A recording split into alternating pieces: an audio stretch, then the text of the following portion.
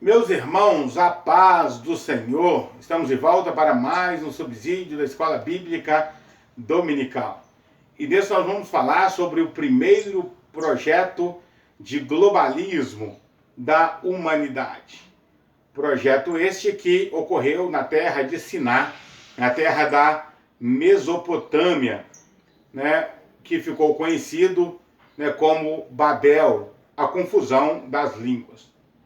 Nessa lição, nós vamos estar vendo sobre a segunda civilização humana, a partir de Noé, é claro, seus descendentes.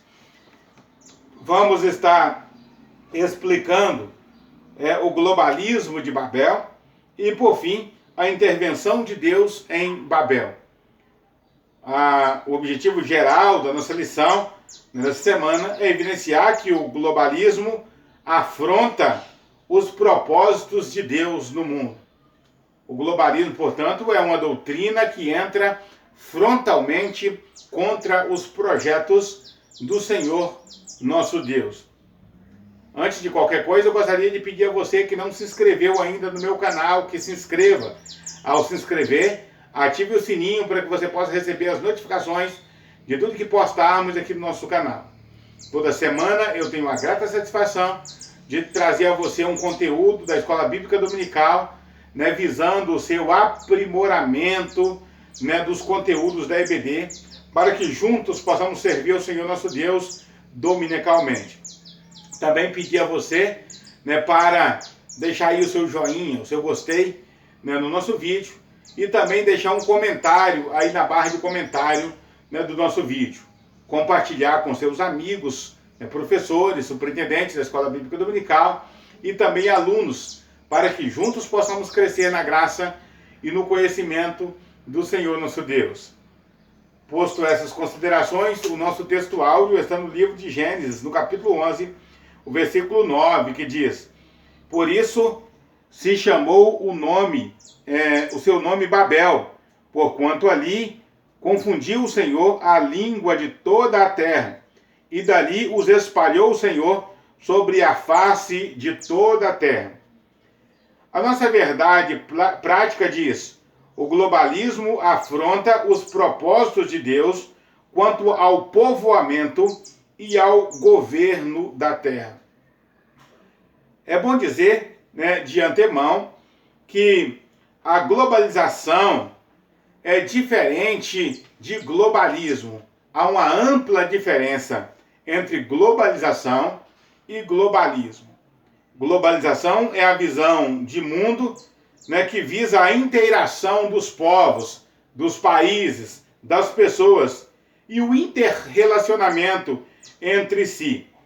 Relacionamentos estes que podem ser diplomáticos, políticos, relacionamentos religiosos e etc. Enquanto o globalismo é uma doutrina esta que visa arregimentar todas as instituições humanas sobre o mesmo governo. Que governo é esse? O governo do anticristo. Desde a queda de Lúcifer, desde que ele foi expulso do céu, ele busca colocar os homens contra o Senhor nosso Deus. Começando pela queda humana, quando o nosso inimigo capital, o diabo, o arqui-inimigo de Deus, ele entra contra o homem para o colocar numa clara rebelião contra o seu Criador, tendo o seu projeto, sendo exitoso, o seu projeto de colocar o homem contra o Criador. Então, desde a queda humana, desde que o inimigo ele tenta o homem no jardim do Éden e consegue o seu intento de colocar o homem contra o Criador, numa clara desobediência contra Deus, observa-se que o inimigo ele vem buscando arregimentar os homens, arregimentar as instituições, para que a humanidade ela entre totalmente contra o Senhor nosso Deus. Enquanto Deus trabalha para organizar os homens, para receber dos homens a adoração, receber dos homens o louvor, o inimigo das nossas almas busca arregimentar os homens, unificá-los para rebeliar contra o seu Criador. Em Babel, como nós vamos ver nessa lição, ocorre o primeiro grande confronto, né, do homem contra o seu Criador. Um confronto, né, direto, né, contra o Senhor, nosso Deus.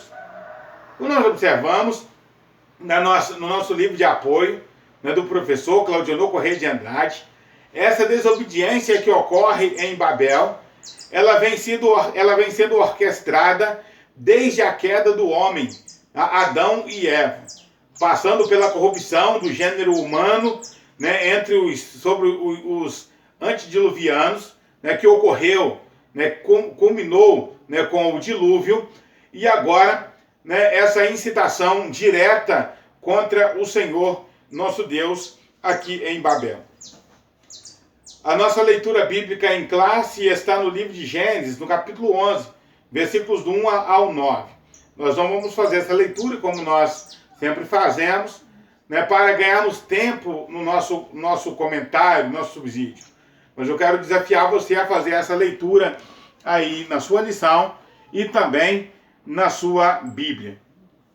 O nosso primeiro ponto, ele vai falar aí sobre a segunda civilização, né? E nesse tópico, nós vamos ver que após o dilúvio, o Senhor firmou uma nova aliança com Noé.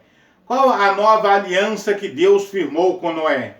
Eu não vou destruir mais o mundo com água, né? Não haverá mais uma destruição, né, como houve no dilúvio através das águas. E para firmar essa aliança, Deus colocou o seu arco no céu. Todas as vezes que os homens veem o arco de Deus nos céus, né, chamado de arco-íris, né, todas as vezes que o homem vê o arco de Deus no céu, então nós sabemos que não haverá mais destruição, né, com água. E assim, né, o patriarca deu início à segunda civilização humana, né, um novo tempo, né? Só que essa nova civilização, esse novo povo, eles se rebelam contra Deus, inaugurando um outro período de decadência. O período, né, de Noé, né, e seus antepassados, né, o período antediluviano, foi um período de desobediência, de corrupção. Agora, os descendentes de Noé tomam o mesmo caminho e começam um novo período de decadência, menosprezando o Senhor e os seus mandamentos, menosprezando o Senhor em relação aos mandamentos divinos. Aqui nós temos a primeira grande apostasia, né, dos filhos de Cã, né? O episódio da vinha de Noé acabou por revelar a irreverência de Cã e seu neto caçula e a maldade de seu neto Canaã. Tinha início ali uma apostasia que, se não fosse interferência divina, comprometeria a ordem de povoar a terra. Assim como a cultura caimita introduzira os filhos de Sete ao pecado, né, o modo de vida de Cã e de seu filho Canaã, pôs-se a influenciar os descendentes de Sem e de Jafé ao pecado e à iniquidade.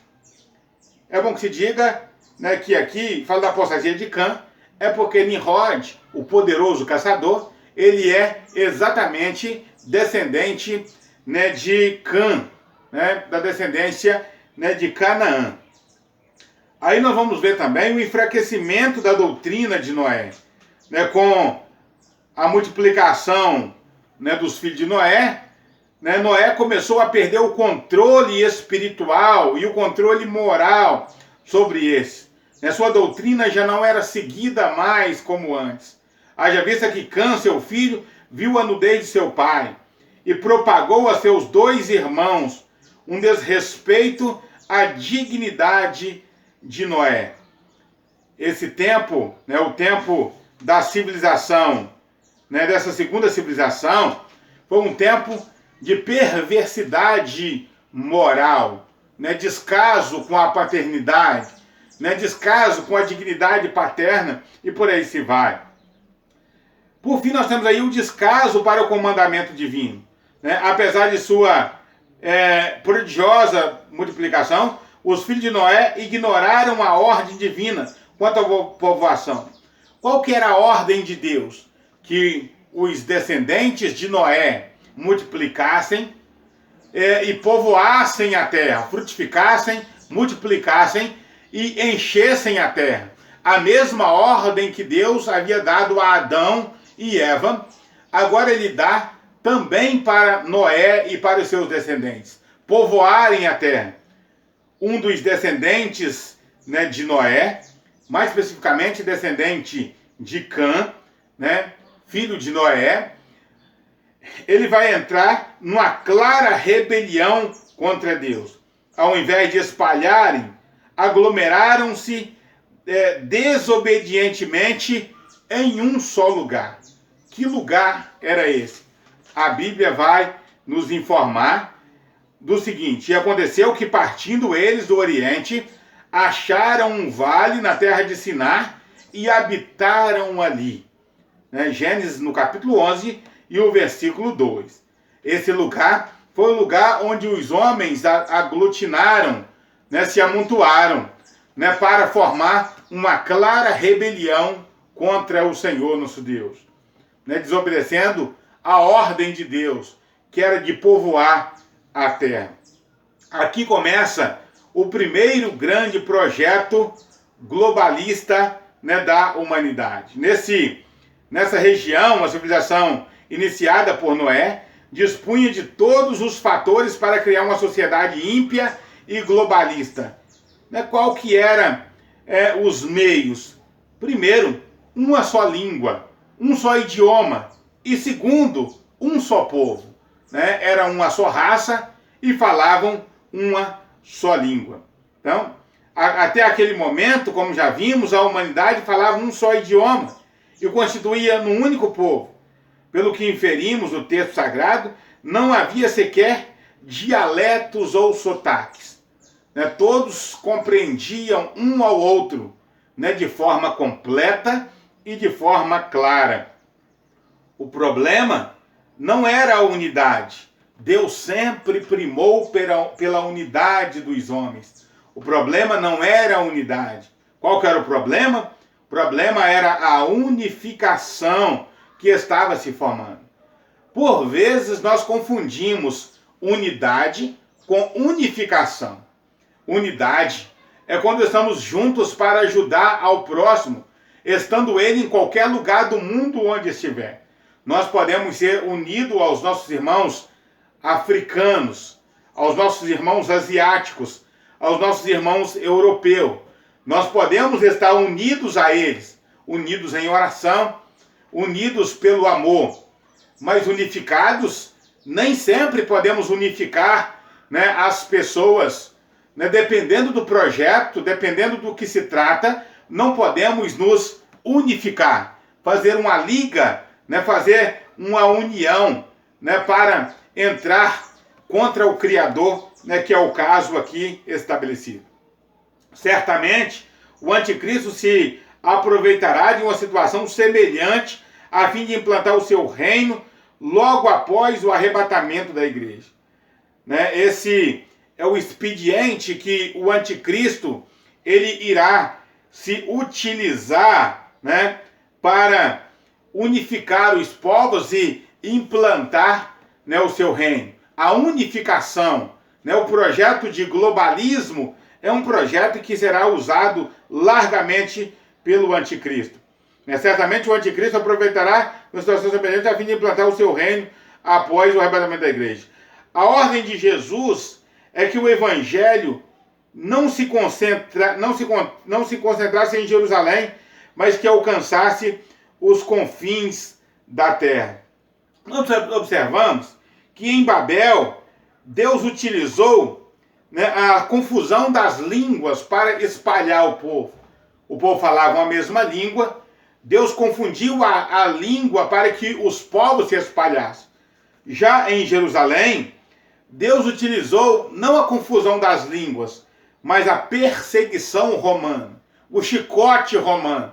Saulo de Tarsus, né, movido, né, pela ira, né, contra os cristãos, né, entrou contra os nossos irmãos, né, em uma clara perseguição e apoiado pelo Império Romano para perseguir os crentes. Assim, os nossos irmãos se espalharam por todas as partes do mundo. E a Bíblia diz que, ao saírem espalhados pelo mundo, eles iam pregando o Evangelho de Cristo. Que coisa maravilhosa! Né? Cumpriram a vontade de Deus debaixo do chicote romano. É sempre assim. Ou nós cumpriremos a vontade de Deus de forma pacífica, né, de forma tranquila, ou Deus irá se utilizar de algum expediente para fazermos cumprir a sua vontade, a sua ordem. Certo é que a ordem de Deus jamais poderá ser questionada ou deixada de fazer. De alguma forma, Deus vai utilizar algum meio para que nós possamos cumprir a sua vontade, cumprir o seu intento. A construção da Torre de Babel. Os filhos de Noé não eram ignorantes, nem careciam de tecnologia, pois haviam sido capazes de executar o projeto da arca. Daí nós entendemos que os filhos de Noé, eles eram capacitados, eles tinham exatamente a condição de levar aquele projeto a cabo. Por isso o Senhor Deus diz, né, desçamos e confundamos, né, para que eles não avancem nesse projeto, né? Porque tudo que eles começaram a fazer, eles vão continuar a fazer. Não há limite para eles. Eles já sabem, né, o que querem fazer e já sabem como fazer. Né, se não fosse uma interferência divina, certamente aquele projeto, né, seria levado a cabo. Qual que era a vontade, né, qual que era a intenção, né, dos filhos de Noé? A intenção era gerar um projeto ou criar um projeto que garantia para eles duas coisas, pelo menos. Primeiro, a fama. Eles diziam, vamos construir para nós um nome. Vamos ficar junto e construir para nós um nome. Ou seja, nós vamos ficar famosos aqui nessa terra. A segunda coisa que eles visavam com esse grande projeto era a segurança. Uma vez estando unidos, unificados, né, nada poderia detê-los, nada poderia parar o seu avanço, né, e o seu progresso.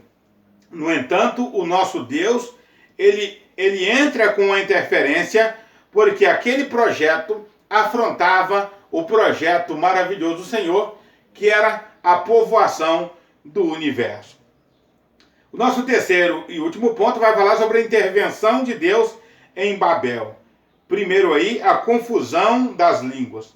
Visando colocar um ponto final naquele projeto, o Senhor desce ali e ali em Sinear confunde a língua daquela civilização. É bom dizer que o termo descer, eia, desçamos e confundamos, essa expressão desçamos e confundamos é um termo figurativo, é uma linguagem figurativa. Porque Deus não precisa descer e nem subir a lugar nenhum.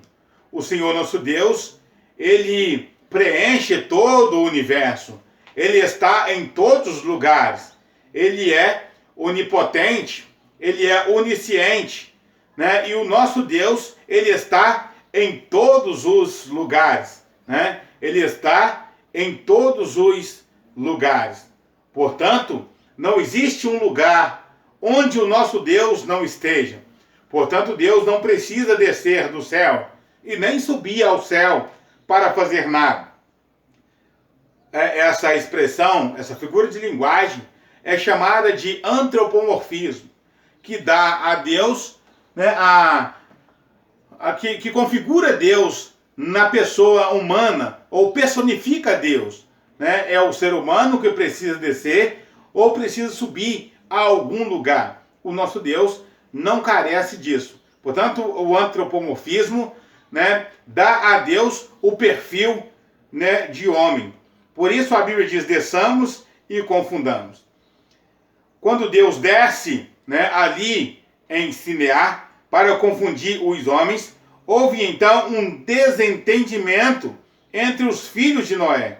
Agora, eles já não conseguiam mais falar a mesma língua. Imagine os senhores, alguém em cima de um andaime, pedindo tijolo, ou pedindo lajota, e alguém vem com argamassa. Alguém pedindo argamassa, e vem um servente trazendo tijolo, ou um balde, né, cheio de areia, ou de outro elemento. Que confusão é essa? Foi exatamente isso que ocorreu. Agora os homens não falavam mais a mesma língua, e se veem obrigados a se espalharem pela terra, a fim de que eles pudessem sobreviver. Nós entendemos que essa confusão das línguas foi um expediente usado por Deus para dar os homens, os descendentes de Noé, a oportunidade da conservação da raça humana. Não espalhando eles, vivendo ali em uma clara confusão, a raça humana não sobreviveria àquela confusão.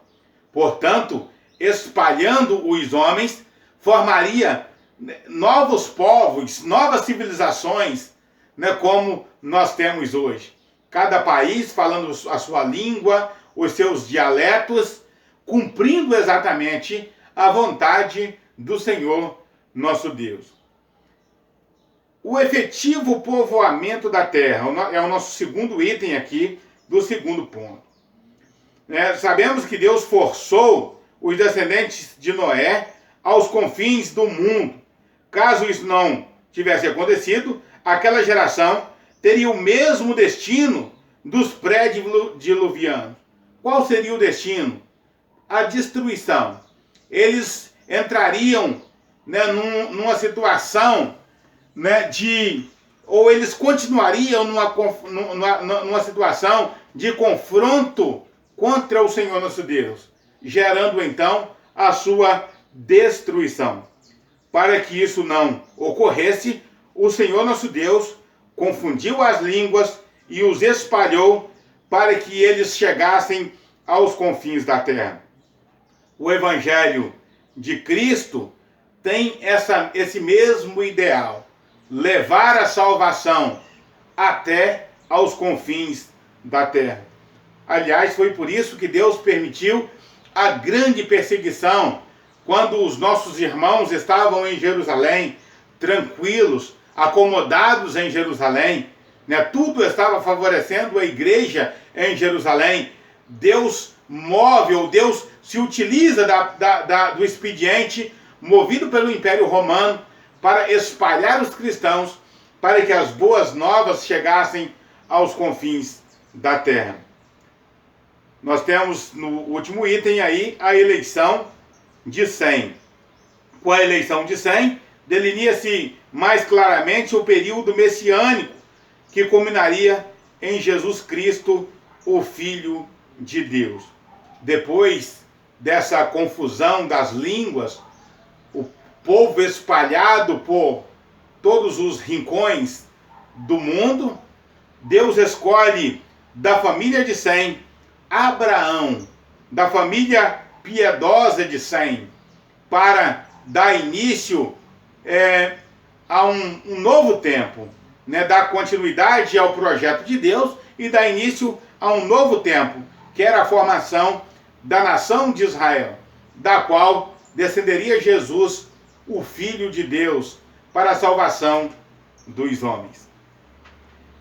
No nosso livro de apoio, né, escrito pelo professor Claudionor Corrêa de Andrade, ele mostra que houve muitos instrumentos, né, de globalismo na história da humanidade.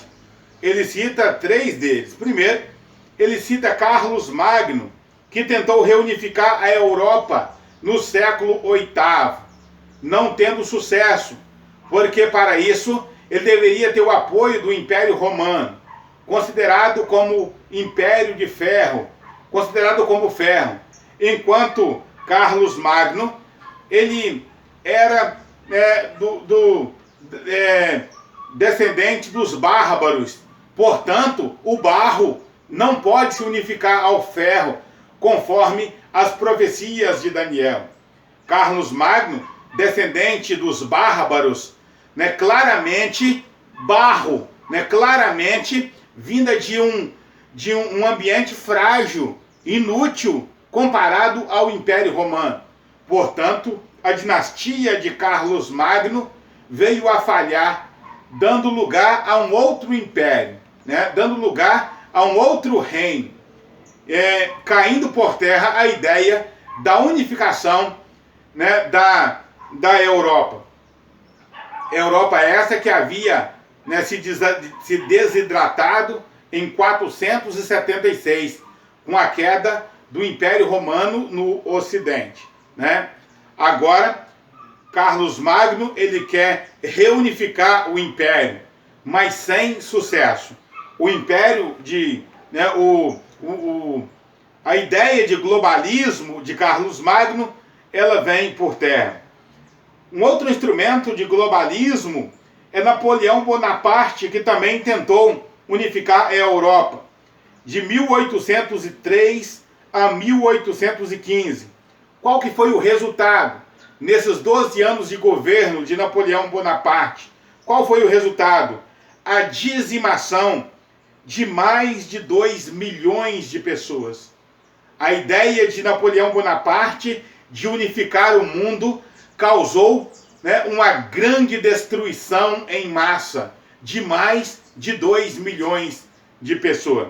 Na verdade, Napoleão Bonaparte queria unificar a Europa, colocar a Europa como um só povo, num só projeto global, o que resultou numa carnificina de mais de 2 milhões de pessoas. Mais tarde, 120 anos depois, aparece Adolf Hitler, que tentou reunificar a Europa. E não só a Europa, mas tentou conquistar o mundo. Adolf Hitler dizia: hoje a Alemanha é nossa, amanhã o mundo. Entre 1939 a 1941, o projeto insano de Hitler dizimou cerca de 60 milhões de pessoas. Mais de 30 vezes, 30 vezes mais do que o projeto de Napoleão Bonaparte conseguiu fazer. Observa-se que desses 60 milhões de pessoas, 10% era judeu. 6 milhões de judeus foram mortos no chamado Holocausto, a carnificina ocorrida entre os judeus, o massacre, o genocídio feito contra os judeus. Tudo isso com o projeto insano de unificar o mundo. Deus, ele não quer isso para o seu povo. A última pessoa que tentará fazer isso será o anticristo, que tentará unificar os povos. Essa tentativa do anticristo de unificar os povos culminará com o Armagedon, onde haverá uma carnificina jamais vista na história da humanidade. Quando o povo de Israel estará sendo oprimido no vale do Megido e estará clamando pelo Senhor. Senhor, manda o Messias, aquele que o Senhor prometeu a Abraão, Isaac, Jacó, manda o Messias. Lembra da promessa que o Senhor fez. É aí que o Senhor estará aparecendo para livrar o seu povo daquele grande momento de aflição. A aflição daqueles dias será tão grande. Nunca houve e nunca haverá aflição maior do que aquela que haverá nesse período do Armagedon. Tudo isso por causa do projeto de poder do anticristo, que vem sendo construído ao longo da existência da humanidade. Começou lá com a tentativa de Satanás de unificar Adão e Eva contra o Senhor nosso Deus. Depois, os antediluvianos, né, entraram frontalmente contra Deus. Depois, agora, né, em Babel, né, propriamente dito, eles causam uma rebelião frontal contra o Senhor. Tendo ocorrido ali o primeiro projeto globalista formal. O primeiro projeto globalista realmente estabelecido, né, contra o Senhor nosso Deus. Desde então, o inimigo de nossas almas vem tentando unificar os homens contra o Senhor nosso Deus.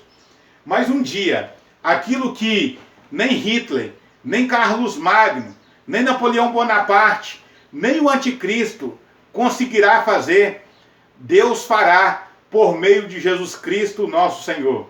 Os povos serão unidos a Cristo pelo amor, pela fé, né? Os povos serão unidos a Cristo, não pela força, mas pela graça do Senhor nosso Deus.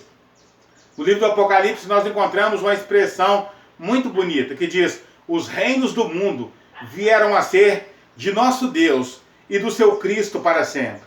Nesse tempo em que Deus instalar o milênio, né, para unir o povo de Israel, e não só o povo de Israel, mas as nações que tiverem, né, no milênio, nesse período começará o Senhor a unir o seu povo para sempre. Depois disso ainda haverá um período, né, de revolta de Satanás, quando Satanás invadirá a cidade santa com alguns dos seus aliados. Mas a Bíblia diz que cairá fogo do céu e os destruirá. Aí vai cumprir o que diz a Bíblia, né? O apóstolo Pedro havia dito: a terra estará passando e os seus elementos ardendo se fundirão. Quando a terra estiver totalmente purificada, Deus então, nessa nova terra, nesse novo céu, estará unificando todos os povos, aqueles, é claro, que se renderem a Ele pela fé. Aqueles que pela fé se renderem ao Senhor Jesus e deixarem ser governados por Cristo. A nossa oração hoje é a mesma ensinada pelo Senhor Jesus. Ora vem, Senhor Jesus. A nossa oração é a mesma ensinada por Jesus. Venha o seu reino. Só assim nós teremos um projeto, né, globalista perfeito. Quando Deus, né, através do seu Cristo, unificar os povos, mas não para teimosia ou para apostasia, mas para glorificação do nome do Senhor nosso Deus. Que Deus abençoe você, que Deus abençoe a sua casa. Eu espero ter contribuído para a sua vida, e se assim, né, está ocorrendo ou tem ocorrido, eu quero louvar a Deus por isso. Compartilhe esse vídeo com seus amigos, para que juntos possamos nos deleitar na palavra do Senhor nosso Deus.